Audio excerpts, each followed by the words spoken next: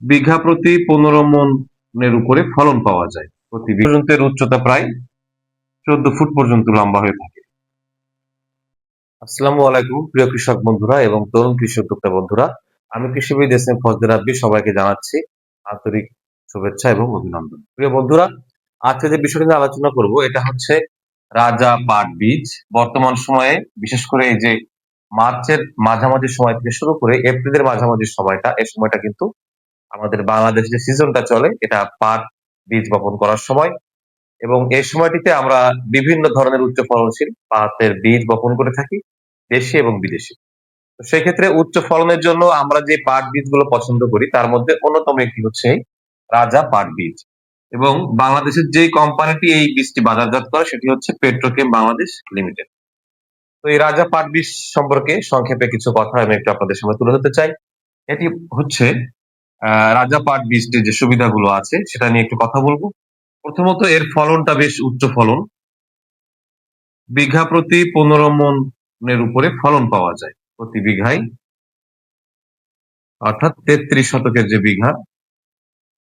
সুতরাং বুঝতেই পারছেন যে যেখানে দেশি পাটে সাধারণত 10, 11, 12 মন পাওয়া যায়, সেখানে কিন্তু এই রাজা পাটে 15 মন বা তারও অধিক ফলন পাওয়া যায় প্রতি বিঘায়।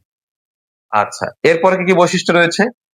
এই যে স্টিক গুলো হয়, অর্থাৎ গাছগুলো হয়, এই গাছগুলোর যে দৈর্ঘ্য, দৈর্ঘ্য কিন্তু অনেক বেশি হয়। যেমন ধরুন, এই যে নিচ থেকে উপর পর্যন্ত এর উচ্চতা প্রায় 14 ফুট পর্যন্ত লম্বা হয়ে থাকে। আচ্ছা, আর কি কি সুবিধা আছে? যে সাইড ব্রাঞ্চিং, অর্থাৎ পার্শ্ব শাখা। এই যে পার্শ্ব শাখা, পাশে যে শাখা হয় সাধারণত পাট গাছ লাগালে আমরা দেখতে পাই যে যে পাট গাছের পাশ দিয়ে এরকম কিছু শাখা বের হয়, সেই শাখা থেকে আবার পাতা বের হয়, এরকম শাখা থাকে কিছু। তো এই রাজা পাটে পাটে বিশেষ করে এই পার্শ্ব শাখা হয় না বললেই চলে, খুবই কম দু একটা, ম্যাক্সিমাম ক্ষেত্রে হয় না। এই একটি সুবিধা। কারণ পার্শ্ব শাখা হলে কিন্তু সেই ক্ষেত্রে আঁশের মানটা খারাপ হয় বা ফলনটা কমে যায়। তো এদিক থেকে এটি একটু ভালো বৈশিষ্ট্য এর। আবার কি হয় না, যে একটু গুটি গুটি ওঠে অনেক সময় এই পাটের বডি থেকে, এরকম দেখবেন যে এরকম শক্ত শক্ত এরকম গুটি গুটি ওঠে, যেগুলো দেখা যায় যে আঁশ হওয়ার পরে টান দিলে অনেক সময় আঁশ ছিঁড়ে যায় বা এই ধরনের সমস্যা হয়। এই জিনিসটা কিন্তু এই রাজা পাটে হয় না। অর্থাৎ এ ধরনের কোনো, যেই ডালের ক্ষেত্রে যে এরকম এরকম গুটি গুটি থাকার কথা, এগুলো হয় না।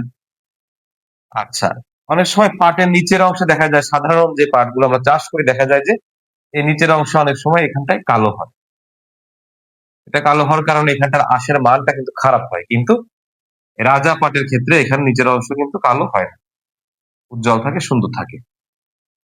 তো এই যে যেই কিছু ইউনিক বৈশিষ্ট্য রয়েছে, এবং যেই আঁশটা সোনালী হয়,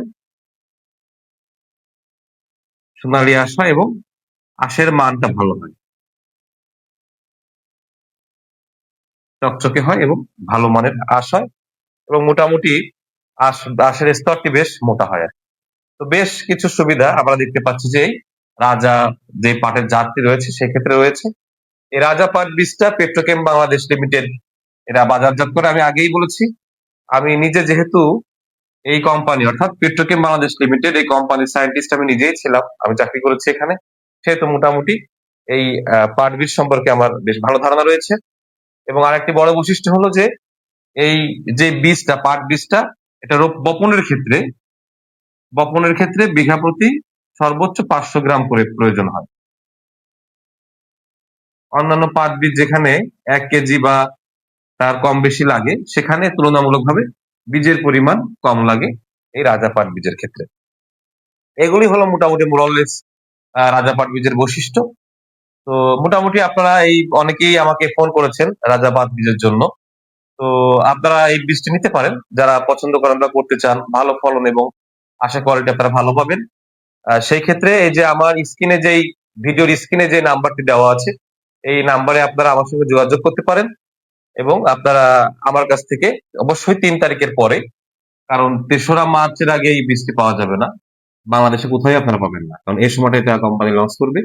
এই সময় থেকে আপনারা আমার কাছ থেকে এই রাজা পারভেজটি সংগ্রহ করতে পারবেন। সেই ক্ষেত্রে এই মোবাইলের স্ক্রিনে দেওয়া যে হোয়াটসঅ্যাপ নাম্বারটি আছে, এই হোয়াটসঅ্যাপ নাম্বারে আপনারা যোগাযোগ করতে পারেন আমার সঙ্গে। আগে থেকে বুকিং দিতে হবে। তা না হলে কিন্তু পরবর্তী সময়ে আমি আপনাদের এই বীজগুলো সংগ্রহ করে দিতে পারব না।